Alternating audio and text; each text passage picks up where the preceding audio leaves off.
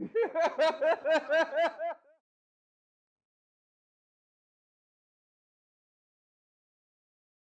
about that time. We should be heading out of here. What are you going to do after this? I've got some more shopping to do for my nephew. I've been looking around at his cartoons and stuff online because, I want to get a feel for what the kid's into, but I'm starting to realize that his cartoons were vastly different from my cartoons when I was a kid. My cartoons were so much more violent. You used to watch a show called He-Man. You remember He-Man? He, that tan, muscly blonde dude with the mammoth skin loincloth. This glistening tan, muscly blonde dude with mammoth skin cloth. Thank you very much. But yeah, he had those really bad, even Ram Man and Fisto. You remember Fisto? No, I don't. Dude, first episode Fisto was ever in, he was actually a villain. They had to hunt him down in the woods because he was running through the woods throwing globs of sticky white glue at little elf boys. That sounds terrible. All right, let's get out of here. Suitman! Where's the manager? What are you two pricks doing here? They left you alone? Oh, we're just about to get out of here, but we'll hang out for you. All right, all right, all right. Man, you look good. Every once in a while I get it right. They say the sun shines on every dog once a year. I like it. You always match perfectly. Down to the T. You got to, man. What's that? Is that a Speaking of clip? tea, love that tie. Matches everything, all of it. That's where you start. See, some of us start from the bottom with their shoes. I'm a tie game guy. I got 132 ties, so I start with the tie first. It's always about the shoes. I mean, work your way up. Like, you don't build a building from the middle, do you? That was Cruella de Vil. I guess in when that you're S&M short, shop. you gotta, people look down, so they're gonna see your shoes. When you're taller than them, they don't really see your shoes. No, they end up looking at your crotch. Exactly. That makes a lot of sense. I got this new toy just to annoy Paul with it. Don't worry, we got something for you, buddy. Good, I'm excited about this. You mind if I sit here? It's fine, Bill. Are you sure? It's fine, Bill. Okay. What have you been up to, Dante? It's weird because we're about to open back up, and I'm trying to start getting into doing live comedy. And I've got a nice weekend next month. We're doing 4 shows in Boise. I've been hearing a lot about your Idaho shows, and I've been dying to get on one of those. You're a white guy, Billy. I don't book white guys on my shows, man. I'm not Mexican, just book the other half, okay? The one that doesn't know all the lyrics of Sweet Carolina. Yeah, but you look like you might do valet for one of their meetings. I have a Planet Fitness membership. I can go down there and tan. I actually got the membership because I have so many teenagers that I can't shower at home. I started using their shower. Oh my God.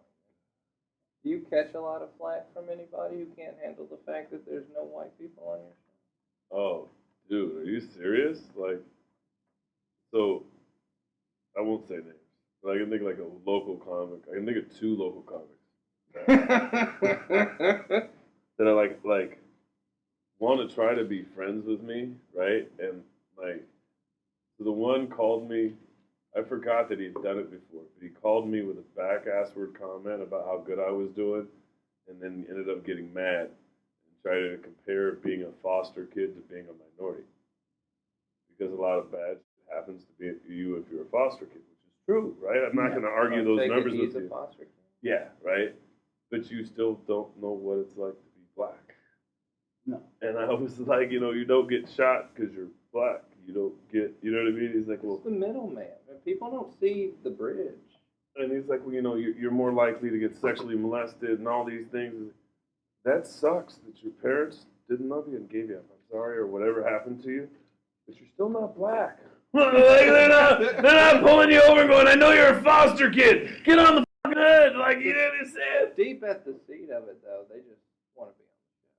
Well, no, and then there was the other part where he, this is the one that pisses me off. They're like, well, it's easier for black people to be entertainers, athletes, That's Just a reminder, Dante, this is a PG-13 show, so Oh, Be my careful F-bombs. with all the F-bombs. Oh, I'm sorry. My apologies. You didn't get any yet, but you came close. Yeah. You gotta remind me. But it's one of those where it was like they wanted to tell me like you struggle and jazz and all these things and like since you're black you're part of this culture. Nobody wants to be white and we're emulating black culture and like doing this counter argument that the appropriation of black culture means that it's easier to be successful when you're black. And I said it may be easier to be idea of cool, but the people who are getting paid what the idea of cool is white people. So it's still the you know what I mean? Like if you want to get paid, you're not. Yeah, you can be cool and be black, but if you want to get paid, you're gonna be white, making money off of the cool image, right? And it was like to me, in general, that's a weird way to start a conversation with a person that you're trying to get booked with. Like, oh man, we got a lot in common. You're black. I was a foster kid.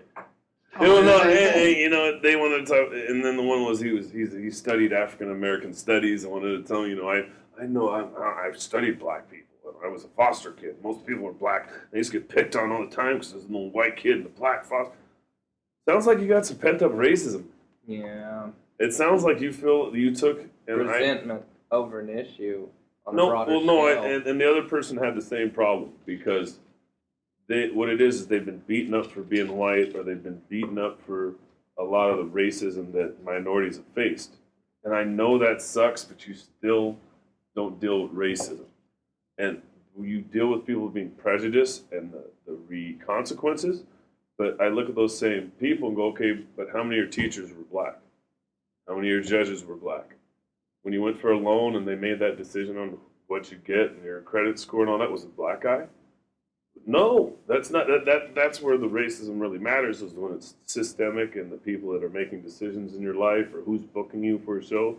I'm one person out of, 100 bookers in the state? Who else is black booking shows? Me, James Taylor, and Tawana? Like it's all up to you to book everybody in the world. Right? But you're right. I'm not going to Laughs and boycotting them anymore. I just started booking my own. Like, and then you're mad because I'm having success outside of that? Like, go to heck. I went PG, yeah. I went G, yeah. I've done a clean set. It's funny, you just got to tell me and it clicks in. It does. I was almost going to give you the celebratory. All right, so you're going to get jabbed. You do that again. I'm deaf. That's killing me. You're killing me. You're killing me, Smalls. No. But it's funny because I've gotten to a point where you can't be mad at Suitman because you're now like, well, I'm not autistic, I'm not a woman, I'm not mixed, I'm not black, and I can't do your show. You're racist. You're becoming more than mortal right now. Yeah! So you're immoral when you're telling me You're a Hindu god. It's And then that was the other part, is like it got to a point where I get the most backhanded compliments. Because I met this guy and we're in Portland and we're at open mic and he's like, when I heard a Suitman, like that's kind of douchey.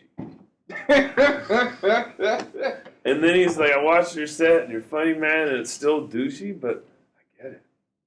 People can't say nothing nice without saying something mean to bring it back down. I don't think that people understand that with you, it's Suitman is a brand. It's not just like a stage name or something or anything like that. That's true. A lot of times, honestly, as a comedian, if I go to a comedy show and there's a comedian with any kind of weird stage name, or if they start off their name with the comedian Ice Blocker, I'm going to instantly think they're probably not funny. Is that a real name? Because name. Nicknames instantly tell me that, you're trying too hard. You could just come on there with your own name or like a name, the regular stage. I wanted to say a name that somebody turned their name into, but that'll cost beef. Right? But somebody like basically made their name like the situation, right? We'll just say it that way as a comedian. It was like, you're the situation now? Like, what does that even mean? Like, are you serious? And then it was like, the word even personifies something of prestige or power. And so it'd be like naming yourself the president. What are you the president of? Comedy? You think you're the president of comedy? You're president of Seattle comedy? Like, if I call myself the president, you'd be like, what are you the president of, you egotistical whatever? And this person did it, and I was like, ooh. I was thinking the president. That's like Miss Universe. That's just a pretty ballsy brag. You know, that's like, I'm the king of everything. You really got to bring the heat. Like, you got to back it up. Well, here's the. But you back it up on stage. You don't back it up one-on-one in person. Exactly, right on stage. Well, when we talk about things about comedy and being unique, this whole idea of Suitman isn't something that I started because of comedy. Because I didn't get 132 ties when we started comedy 2 years ago. I had 110 ties when I started to. Right, I got 20 more. Don't get me wrong, but I already had the ties before I started comedy. I went to Morehouse College. This was somewhere we were supposed to dress up all the time. It's a black college. I was a banker. I was a salesman. I sold timeshare, so it was always a fashion show. I was always that guy, the best dressed guy. You don't want to buy a timeshare from the guy who's got a rip in his pants and crappy shoes and looks like he hasn't sold anything. You want to buy from the guy who looks like he's selling all the time. Dress for the job you want. Bingo. I wish I could afford a timeshare.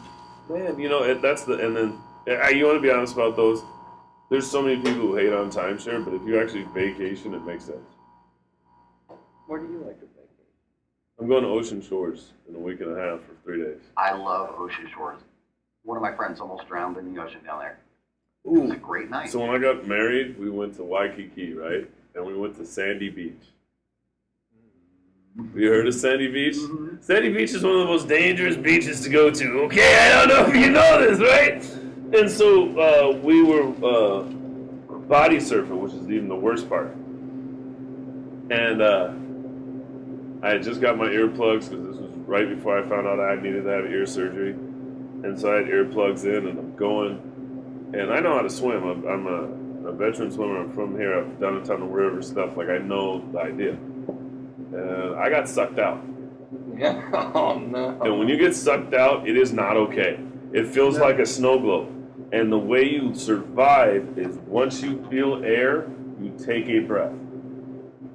So when your face feels the air, you breathe. I'm just telling you, this is a real, like, you're not going to be able to control, you're not going to have any idea because you're not used to fighting a 3D environment when we walk around. Everything we think about is two-dimensional. In front of us, to the left, to the right, above. We don't really think about a 3D environment and rotating like that. That's not how we operate.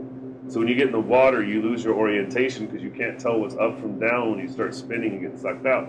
So I literally was gone for about 2 minutes, right? This is 2 days before I'm supposed to get married, right? And I remember there's like 4 or 5 times where I caught air and I didn't hit my head and I got lucky, right? And so finally, I make it out and I come down on the beach and look down and my ex-wife is about a half mile down the beach. I got sucked down so far because when you get sucked into those, it's bye-bye! Like, she said she literally was almost at tears when you're at that, okay. She was watching the whole thing, like no, like you're sitting there and you're looking and you're like, okay, I didn't, where'd he go? Okay, where'd he go? Okay. That would be trouble. You know what I mean? Because you're sitting there and you're like, okay, where'd he go? And you're like, okay, where'd he go? And now you're walking and you've got to the edge and you're looking and okay, I don't see him here. And then you're looking and she was frantically doing this. And next thing you know, you look down and you see a half a mile down. You're like, okay, all right. And she said she was literally maybe another 5 or 10 seconds from finding the lifeguard. And I told her I think I was probably 5 or 10 seconds from not being alive. So you thought you were done for a second there? Yeah. That's crazy. Yeah, like when I tell you my survival skills kicked in, I'm not joking with you. Like I literally was like, whoa! So, did the near-death experience that day make your ex-wife like just treat you like you were made of glass for the rest of the day? Like, no. Did you get sandwiches and pats on the head and shit? So it's funny I go by Suitman. There's 2 reasons why I go by Suitman because it's a moniker, but I used to be called. She always called me Superman because I've had a rebuilt knee, I've had a reattached shoulder, I've had a reattached ear. right? I'm rebuilt parts, like you can't stop me. I've darn near killed, I've bungee jumped, I've shark dove. You're glad. And it just, You're a yeah. cyborg. Yeah! And some of my new jokes talk about that, actually. I think you heard, yeah. But I tell you, I want to be a zombie. Don't give me a cadaver. I don't want to turn into a zombie. Next thing I'm dancing to Thriller. But So wait, what's it like going through airport security with all that metal in your body? you know, it doesn't really matter because I've got, it's like 3 or 4 pins and a Teflon ear. And so usually now they put you through the thing like this, and so you see the glow in my ear, glowing. You know, like, ooh, and with my injuries, like, I'll tell this part of the joke. I'm mad at I said mad at doctors because remember when my shoulder got done? If I pull on your shoulder, watch, your whole body moves, right? She pulled on my clavicle, and my clavicle didn't, my shoulder didn't move. You just felt it grind. You know what she went? She went, ew! And I was like, is that your professional diagnosis? Like, where's that in the handbook? Ew! Who says ew? That's like a cop on, if a cop went, he gets fired, right? Like, you've got to have more control! And she went, ew, you're not supposed to say ew. She said, that's gross. Yeah, you need to go to this first. No, it's gross? Like, ew, gross, you've doubled down. What are you going to tell me next? Like, what? So it's just, when you've been through some of these things, you know, I don't know, it's different. Like, we talk about being unique, and I've had so much trauma in my life, and things I've been through, and I'm deaf, and I'm Asperger's, and PTSD, and I'm high anxiety. But I look like this. I look like a regular human being, right? So what do those things really mean anymore, right? And so when you go out there and you do some of these things, like, it's just, I'm going to live life. I'm going to live it. Like, my 30th birthday, we went to North Shore and went shark diving. Now, this was crazy. In the cage? Or just... So hear me out. We get on the boat, right? And you get on the boat for shark diving at like 7 in the morning. And you got to drive out to North Shore. North Shore is the racist part of Hawaii. There's no white people. Trust me, you're not anywhere close to North Shore before you went out there. So you've had to get up at like 5:36 to get there for this boat, right? And so we get there, and the buddy who went with me is my best friend Bill. He's a Purple Heart Marine. That's a huge deal. They don't give Marines Purple Hearts. And they named his best friend, named his ship after him, and he's part of an incident, if that makes any sense. There's a new training manual line because of the incident Bill's retired from, right? So he's white crazy and I'm black crazy. Those were the nicknames they I love gave it us. when military people just say like an incident. Yeah, it's classified. If I tell you, I gotta kill you. And then also when they tell you that, there's that party that you have to know, their soul's dead. Like, there's part of them that's dead. Just leave them alone. There's a whole fifth of whiskey and you white in the face. They tell you what that incident really is. Oh, God. My dad was an Army Ranger in the late 70s and early 80s, and the only thing he ever told us as kids about his Army career was went to Columbia once. So we get out there, right? Now, here's the funny part. 2 days before this, I had snorkeled in North Shore, or at Hanama Bay, right? And when you come down to Hanama Bay, do you know what Hanama Bay is? It's like the barrier reef of Hawaii. It's where everybody goes to see the coral. That's where you're supposed to go. That's where you're allowed to really go, and it's always the same. And so I went to the right and floated over some coral, whatever, and out of nowhere, some dude was like, hey, man, you want to see a shark? And I was like, hell yeah! Well, white side kicked in, right? So I'm in the water, and we talked about, being in the water and the whole 3D thing and not looking up or down, right? And I'll get back to that in the main story.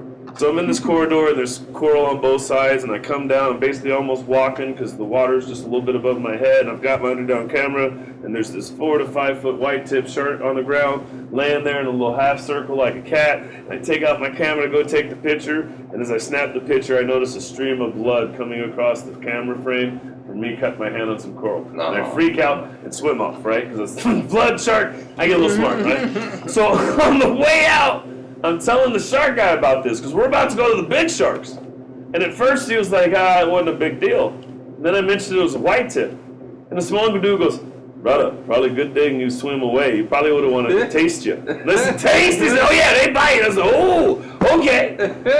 So now, it gets... So many close calls. It gets worse. Stop. This was the same week. Why did you... So we get out to the cage, Was it right? your idea to go? Shut up. I told you I was 60% white. Stop. So we get out to the cage, right? And me and my buddy hop in first. And no. Have you ever been in the water with a shark? No. Have you ever been in the I've water? avoided all water with sharks. Have you ever went to like something close enough to see how big a real shark is? In the aquarium once. Yeah. How close did you get? I got right up to the glass. The one here? Yeah, the one right over here in No. Seattle. I mean a 15 to 13, 14 foot shark, not the little ones. Oh, no, I've never hung out with professional Okay. sharks. Yeah, okay, like you hold on, open mic sharks, not headlining sharks. The little ones, right? I guess you like us sharks, not headliners, right? So the reason why I say that is so we're in this tank, we're in the cage, right? And we talked about the whole 3D thing. How often do you look down at your feet when you're moving around? All the time. I love my shoes. Shut up, and be honest. Never. When you're walking, when you're moving, you're looking around, right, left, you really aren't looking down.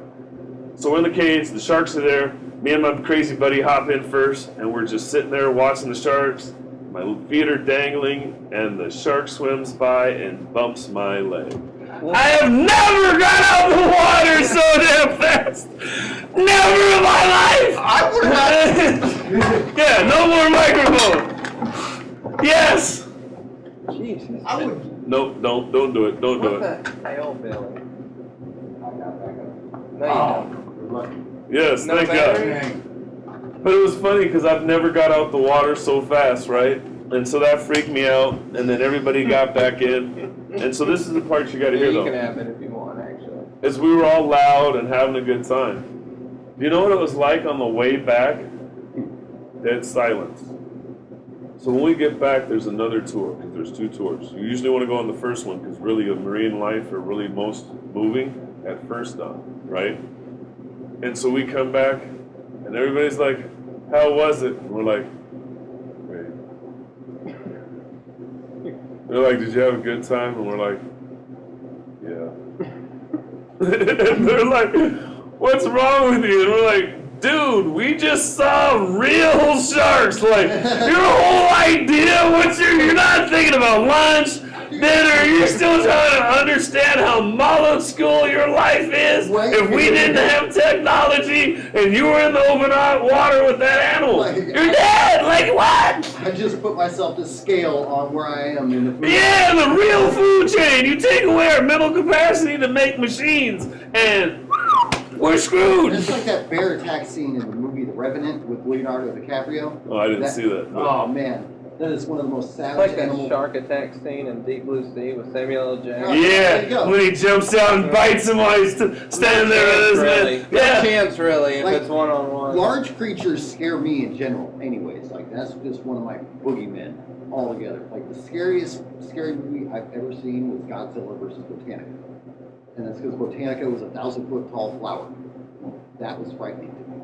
So, a 15-foot shark right in front of me, I'd wet myself. I mean, I'd be myself if I brushed my foot on seaweed when I'm swimming. Well, that's really weak of you, Billy. I hit a bear driving to the Tacoma airport, driving down the highway around Port Orchard, wherever it is. It was a teenager, cub or whatever they said, so he was only like 300 pounds. Like, he completely jacked up the front of the truck.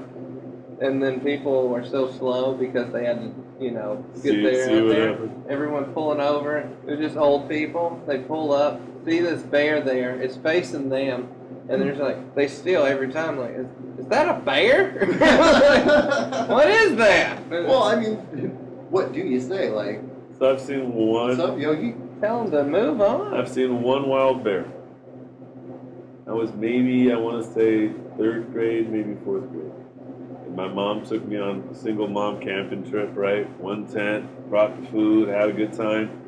We went on the drive back, and we pulled over so I could use the bathroom. And I seen a cub. Oh. And my mom's screaming for me to get in the car. Yeah. Screaming for me to get in the car. Right? And I don't want to get in the I car. wanna be around And the hold cub on, with hold on. Wait for it. And she's screaming, I don't want to get in the car. And she picks me up and throws me in the car and locks the door. And I'm screaming. And then I turn and look, and guess what's 25 feet away from us, running at this little tiny Geo Metro? Oh my god. Mama Bear! Ah! Yeah, I learned at a young age that was not best idea. I'm bringing my own coffee next time. I totally forgot. We were going to lock that guy in here. We were about to leave. I guess we're supposed to. I guess we should. Well, I think while you're here, Paul should give us a final answer on something that's plagued all of Seattle for the last couple of years. Who is the best dressed? Billy Cambell or Suitman? Is that what they've been saying? That's what they've been saying. Well, that's what Billy's been saying. Billy's been saying it to Billy himself. ain't got a fucking nickname. He already said it. Who looks better, Billy or Suitman? Suitman or Little Billy? That's what they call him. Billy Goat. They call him Bayou Billy. I don't know. I mean, if we're doing this, We're doing best dress. So we got the. I'll let age Here, let's before move this beauty. table, Age so- before beauty. Let's move this table so the viewers can get the full let him. All right. Go ahead, old man. Go ahead. We'll save the best for last. Ready? Strutting it out.